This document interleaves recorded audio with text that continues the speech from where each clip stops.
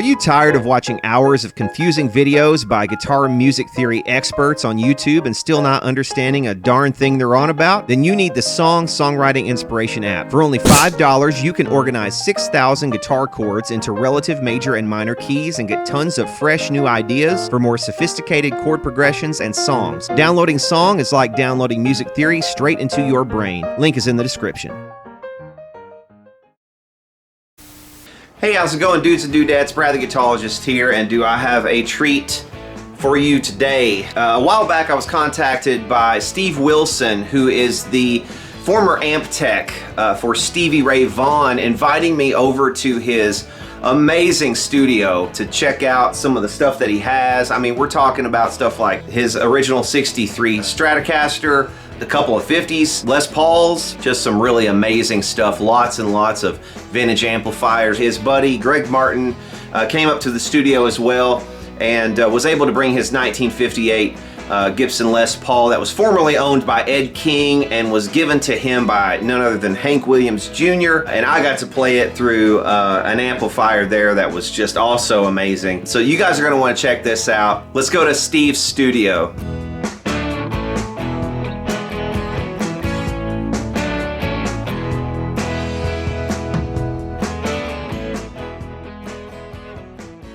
Film you for a bit too? I'm not that... okay. Photogenic? Not as photogenic as the 58 Les Paul? No, not at all. Alright, so Brad the Guitarologist here. I'm with Steve Wilson. The catfish. Steve was the guitar tech for how many years? Amp tech. The amp tech rather. For Stevie Ray Vaughan for how many years? Until he died. Just up until he died. Yeah. The first half of 90 and before that, you know. And we are in his studio today, and this is the most amazing. Honestly, this is one of the handful of most amazing places I think I've ever been for guitar and amp stuff. And that's no joke.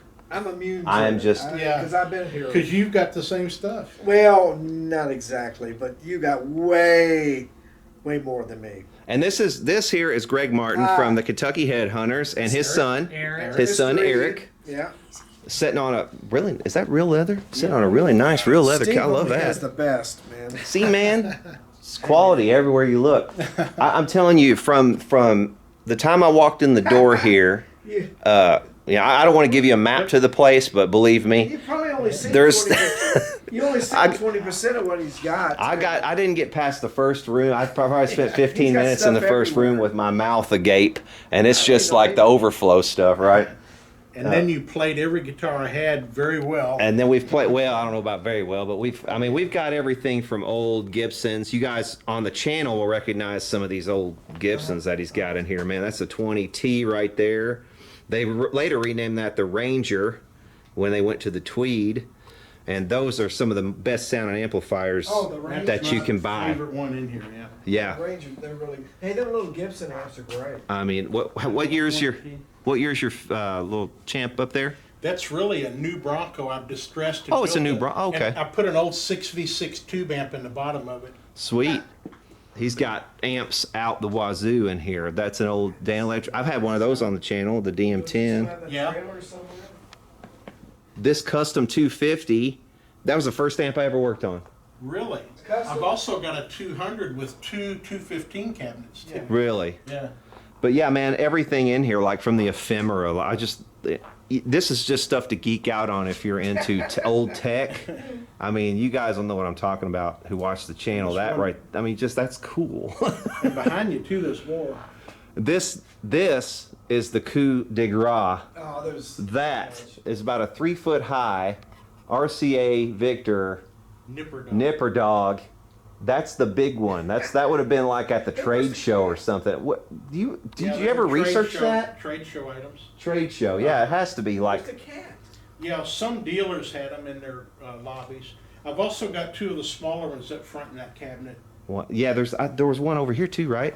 I thought you had a cat here. Oh no! What I saw over here was this. Yeah. Okay, this was the shipping crate top. Crate side and bottom over there, yeah. Or not? That's not the top. Excuse me. That's the side. Yeah. So that is the old shipping crate is on the wall over there. On the for an RCA Victor, like an original one. Like this. That's probably 1920s. Right there, and then this You guys are like all these awesome guitars in here, and he's looking at the wall pictures. That's right. There's something for everybody. But that right there, man, check that out. That is the crate top for like a probably 1920s Victor. That was before RCA. This is a Victor. Yeah, man, that's freaking awesome. At home. I took her home, yeah. There's a We like Benson, all three together. That's good. Echo Rec, and just, yeah, man, this is like it's like an Aladdin's cave, is what it is. It's like an Aladdin's freaking cave.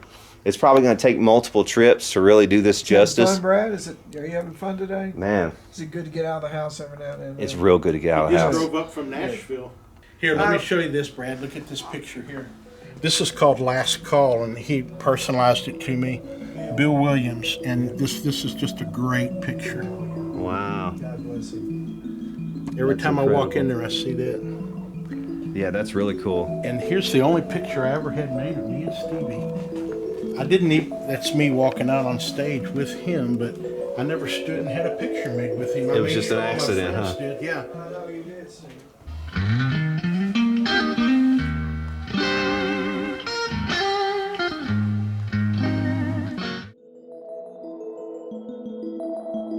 Over there and hanging down there. Yep, all these made by Kay. Uh-huh. You don't see too many of the cutaways anymore. Mm-hmm. Seems like. I mean, you do see a few of these. Uh-huh. A little bit more than the cutaways. I like the speed bump pickups. And I've got the bass with the speed bump on it too. Uh-huh. I had the bass first, and that's what got me into it. And then my best friend in high school had the Western Auto red guitar, just Right. like that. So when I found that, I said I gotta have it. And that's a great sounding guitar. Now, refresh my memory. Was what was the Western Auto brand? It was it Old True Craftsman? Tone. It was True Tone. That's right. Spiegel was Old Craftsman. That's right. I've And that's a forgotten real- more that's a about super- this stuff than. Oh yeah, there's so much to forget.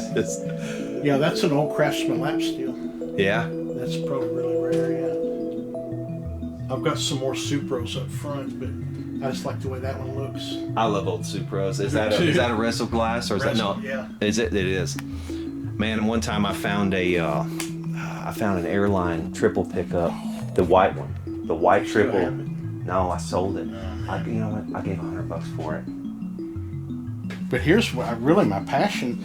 I don't know if you know of digital effects. Old or anything. Altex and stuff. The Altec tube compressors, 436C, and the old MXR flanger doubler, and these are the AMS. They call them the Pink Floyd reverb. The RMX 16. There's a pair of those. Yeah. Wow. And the Clark Technic reverbs, all the old style digital reverbs. Scully preamps out of a Scully tape deck, and Tapco Spring reverb. DBX 160. It's almost like you could make an album in here. I've tried, believe me.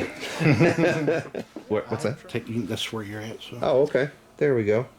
So if you need some work done, not on your face.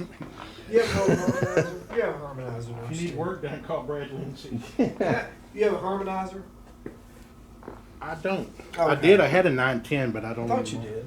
I made some preset panels for him so he could switch third, fifth, minor third, and Sure. octave. So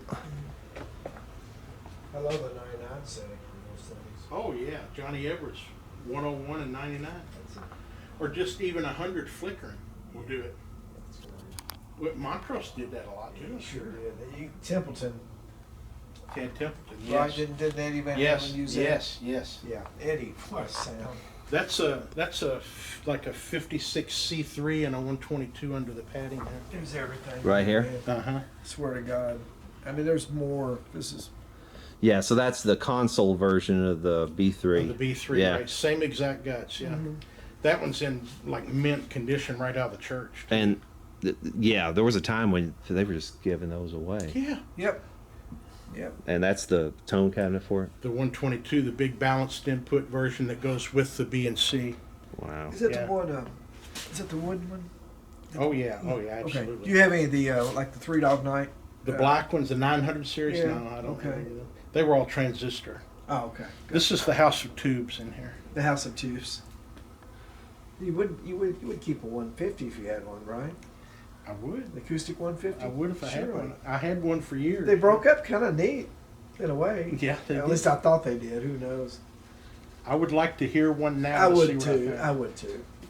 But I played an acoustic 150 through a 412 16 ohm Marshall cabinet. Yep. So couldn't have been very loud because, Was it a 2 ohm out on the acoustic, or what was it? well, the acoustic was probably a 4 or 8 ohm out going into a 16 ohm So, load. yeah. So. And Oh. transistor amps are a voltage source, so they're They're I mean a current source. They're they're- different not for than a tube amp. So when you load them, the power output changes. Not so much with a tube. Oh, okay. Gotcha. Yeah, I had a 150 as well. I thought it was okay when it first came I played out. it for a long time. You know? Yeah. So where'd you get the that Gaia tone amp up there? That come Oh, from Brad, Japan, or I have no idea. you don't see a lot of those? Stuff, yeah, that's a Japanese amp, of course. The some of the stuff I've had for 40 years and never got it out till just a couple of years ago and brought it over here. And I've gone through this stuff and serviced it. This is all Oh, operational. this has all been serviced. Yeah. This up here. Uh-huh. Okay. There might be one. I think the old Masco wasn't enough there to revive it, but everything out here works and it works. What's the Tweed Gibson there? Is that a Gibson? Is it a GA6 or something? Man, I honestly Probably. can't remember. It's got a little bit of a different tint. It's more of a white instead of the tweed. They put that, I think, on the GA6. Maybe that's a Okay, 6. now I've got Gibson PR6s. I can't honestly remember. I've got a spreadsheet, but I can't remember. So that's an old Seaberg wall jukebox, Right, like from the. jukebox selector, yeah. Yeah. And I've got the spaceship gumball machine down here. Did you see that? The gumball machine on the end. Oh wow, yeah. Where'd I they just come completely out? overlooked that. Where'd you get that at, Steve? I can't remember. I bought it at a flea market somewhere. Yeah. You know, nobody wanted that kind of stuff at one No, point. That's right. Literally, we've had this stuff boxed up for gosh. years. It's kind of like the Headhunters. Nobody really wants them now, Yeah. but later they might. Yeah. Uh-oh. Should I have said that? You got to try to age like wine, not potatoes. That's right. Don't age like beer. Yeah.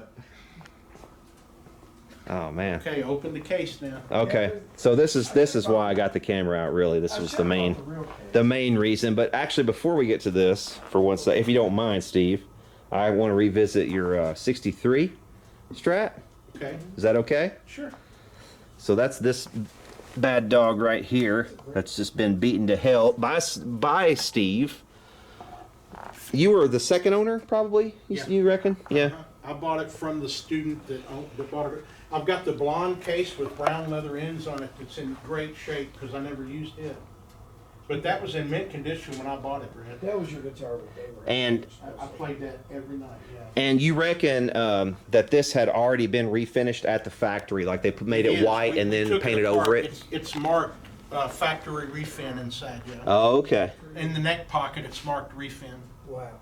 from Fender. Interesting. So Carlos came real close to buying it. I could have sold it to him. I turned it down because Sentimental. No. No? I was ready to let it go. Really? I'm kind of glad I didn't, but because it had that route under the pick guard. And Oh, did I it didn't want really? him to get it one day and get a sour taste in his mouth. Like, why did I buy that? You know? Well, you told him up front, right? Yeah.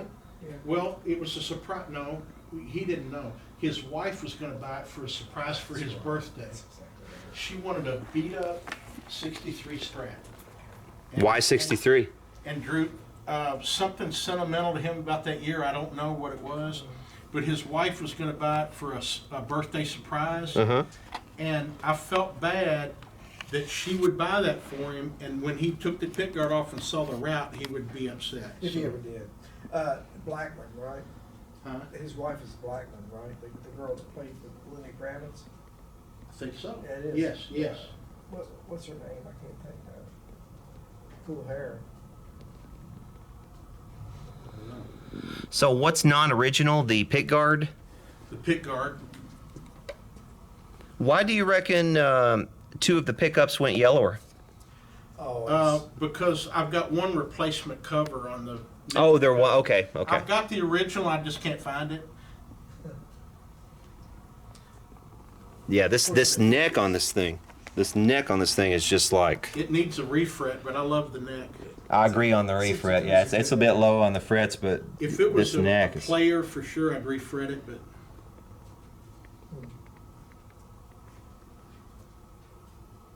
yeah, honest, I think I'd probably. What's it? do you have a Strat with you? I didn't bring my Strats. Okay. I had a 57 and 65. I'll bring Maybe them. one day you're coming up Yeah. and you bring a Oh, couple yeah. of your Strats and we'll let him. Yeah. Next time when we hook back up, I'll bring those. Brad Greg has got some Strats that you would just you would just I got a fall couple, over. Yeah. You won't be able to walk after you see these. Oh man. He spent years trading up to these, and they're just. Yeah. Well, this 57 is the best one. I Oh think. my gosh. Yeah. Well, you've been trading guitars since. I mean, you're kind of like Billy Gibbons, and like you do a lot of that. Billy probably. He's had everything, and I he think you probably have keeps too. his. He doesn't trade. He just gets a He warehouse just- and he shows just them. gets in a- there. Really? Yeah. I trade. My brother taught me to trade up, and that's kind of what I've done. Right. And if I get something that doesn't really work out for me, and I just recently sold a '64 SG, and it was a great guitar, but I just didn't bond with it, and I ended up selling it. What is it? A standard? Standard. Standard. It's a pretty sought after year because the cream SG that Clapton used was a '64. Yeah. I didn't know that. You know, it was nice, but I just don't think SGs work for me for some reason. I just can't seem to. I had a 60. I think it was a 64. This one was. Yeah, it was a 64. PAS Special with the PAS. special. Yeah. Nice. And that wasn't that the one with the dual or not the P, excuse me, not PAS, but P90s. P90s. Yeah, sorry. Well, still that was probably a pretty good guitar right there. It was great. Yeah. I loved it. The weight of it was just non-existent. Yeah. It just it was nothing. Was the balance okay for you? Was it neck? It was a little neck heavy. Yeah. But with the right strap, it wouldn't dive. So My problem with the SGs is that they're neck heavy. yeah, they are. You want to tell Bradley? But the reach, the upper reach though, is like Oh, yeah. unprecedented. You know, you can't. I don't know how to play up that far, so it never mattered. You want to tell Brad? I how knew much you love C, G, and D. I guitars? think is No, what I I played. don't. Maybe- You don't love guitars? No. Why not? You just got over it. You like them loud, don't you, Eric? No. He don't like loud Marshalls or boogies. Really? Oh yeah, he don't like Eric it. My loves daughter- loud Marshalls. No. My daughter hates loud noise. Period. Oh. I raised her on classical music in the car, Oh, smart. so she's chill. My oldest smart. one is real chill. Now my youngest one, she's a little rowdier, and she'll listen to Iron Maiden and everything else. But let's check out this 58, man. I gotta open it now. Man, it's yours to check out. Uh, Check it out. One more question though, Steve. Is this what year did this strap come with this? I can't remember. Because that's a very old strap. You know that, right? Man, that's what I played. I don't remember. Honestly, can't remember, Brett. But that strap's at least 40 years Yeah, old. it's a very old one. I'm kind of into straps too, like the ephemera and. fetish. Oh yeah, I don't know why. Yeah, the straps are cool. Do you play that guitar much at all? Greg's got some good straps. Yeah, I do actually. I have a few stashed back. Sweet. Open it up. Yeah, that's. Yeah, I'd love to. Yeah, check her out. It's in a chainsaw case. Joe Bonamassa turned me onto those cases. These are the way to go, really. Yeah. Absolutely. I don't know what kind of shape. They that was in. they had one of these cases. Oh yeah, wow, there she is. Yeah. Strings are terrible on it. I've got some either 9 or 9.5s. So if I'm not mistaken, didn't they make a short run of these? They did, right? They did. They got up to about 240 before they stopped the program. Because I think you mentioned that on one of your. So yeah, okay. I'm not sure how far we got, Greg. So I'm sorry, Sure, man. But what I was going to ask is, what's the history on this? Well- Where did you get it? What all has it been on, I got recording it wise, from- all that stuff? I got it from Hank Williams Jr. actually initially got it in 1990, but here's the deal: the best we can ascertain, the guitar belonged to a gospel group in Ohio, because on the original Lifton case there's a king crown that would look like it'd be associated with Jesus. Right. And Mike Reeder seemed to think he had heard somewhere that guitar had belonged to a gospel group. Somehow Ed King from Skinnerd ended up with the guitar in a trade, but he already had a 59 that's known as Red Eye.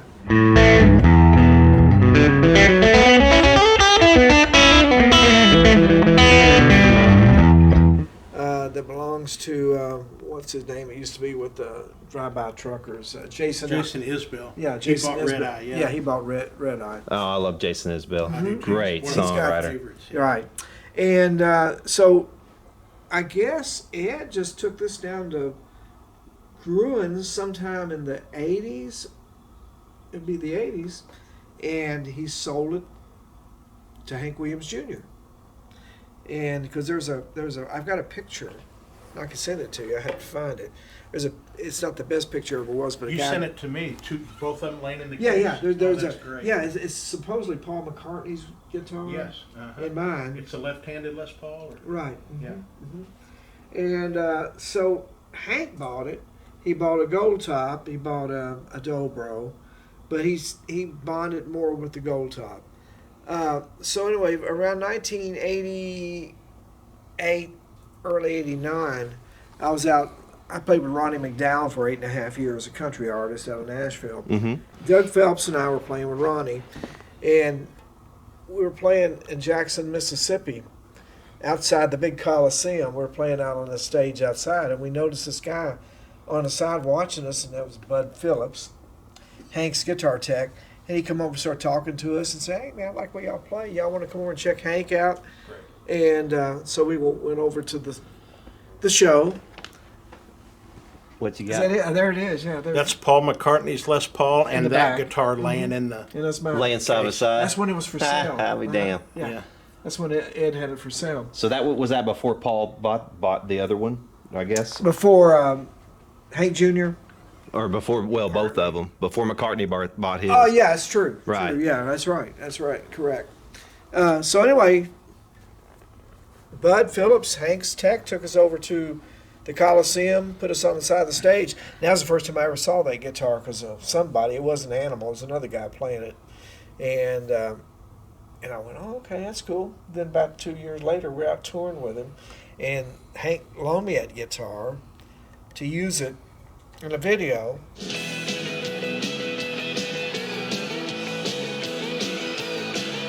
And after I plugged it in, I went, oh, Jesus. You just like, oh no. Plugged into a 50-watt Marshall. I'm going, oh, God, that's the sound. Yeah. You know, and finally I took it back to Hank. I'm thinking it was 91 before I even got it back to him. Took it to him on a bus at Starwood. He said, well, you can surely afford one of those now. I said, not really. He just said, just keep it. That was basically it. And I gave him a couple of things. I think I gave him a 6-string bass. And a gold sparkle, and a gold silver sparkle. sparkle Yeah, I gave him Stratus. 2 guitars. My But I mean, it goodness. was really no trade. I mean, honestly, I mean, it was just basically. It was like Hank Williams Jr. gave you this He gave guitar. to me, and that's, yeah. Right. I just, Yeah. yeah. Oh man. You know, it's so funny. It's so I'm funny. just, dude, I'm just getting chills. What's so funny, Brad? That's I mean, beautiful, man. When I was a kid, God. for some reason, in my mind, that now the 59s are the ones everybody really wants, but in my mind, I always wanted a 58 Les Paul. It was just implanted in my mind somehow. I saw John Sebastian with the Love and Spoonful. He either had a 58 or 59. I saw the Spoonful play in '66 at Memorial Auditorium. And then I heard Michael Bloomfield, what he did with it, and I heard Gibbons and, Jimmy Page and Paul Kossoff, that compression thing, Yeah. what they do. But I've had it ever since, and, I've had a couple of people, you want to sell it? No, it's not for sale. What do they call that? There's a it's kind of a, I don't know if it's a spiritual principle or a psychological principle. It's like you invite the things that you think about, you know, kind of thing. It's like I'll be thinking, I won't have thought about this certain thing for there's something to what 10 you're years, saying. and then like a thought will pop in my head, Yeah. and maybe it's predictive, or maybe it's like I somehow create the conditions to bring the thing to me somehow. You know what I mean? It could be that it's going to happen. Maybe you're just given some kind of a glimpse ahead. I don't know. Yeah, like a premonition. Yeah. You know, it's biblical. I mean, you know. But when you said that about a 58, I wanted a 58. It wasn't a 60. It wasn't a 59. It wasn't a 57. I always wanted a 58. Yeah. And when it happened, you know, I was there again. I'm very grateful for it, and it's been a lot of recordings. And Hank seems to be happy that I've got it. You know. Really? Some of his management.